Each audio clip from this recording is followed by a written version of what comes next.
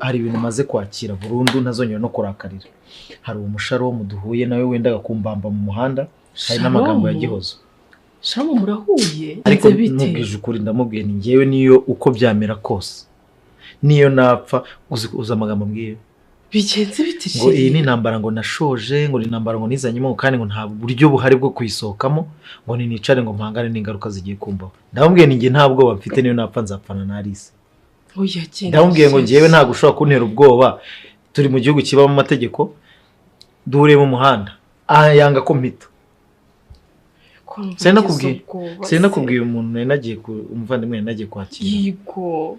Rero nje nihuta. Shalomo we muhuye mutegi ari. Duhuriye ruguru hangaha gatoya hano haruguru. Niba yaravuye aha niba sinzi yaraturutse. Nagavuye hano ntabwo. Aramfashe mu muhanda ngumva nkubwire ngo nutareka Alice. Ngo intambara washoje ngo umenye ko ngo ngiyewe ngo uzicuza ngo kuba waramenye, uzicuza ngo kuba wara ibintu byinshi.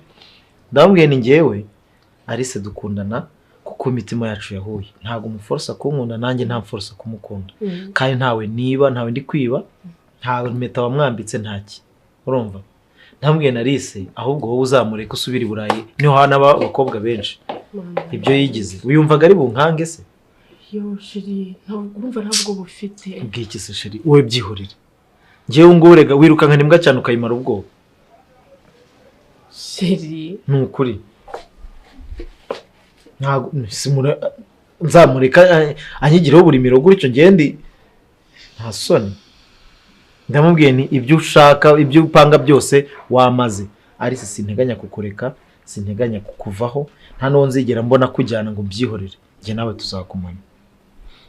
Tuzakumana nubwo baduhiga nubwo urukundo rwacu nta muntu n'umwe urushyigikiye, ruri guhigwa ruri mu ntambara ariko ndize neza ko tuzayitsinda. Urukundo rumeze gutyo ni rwo rutsinda.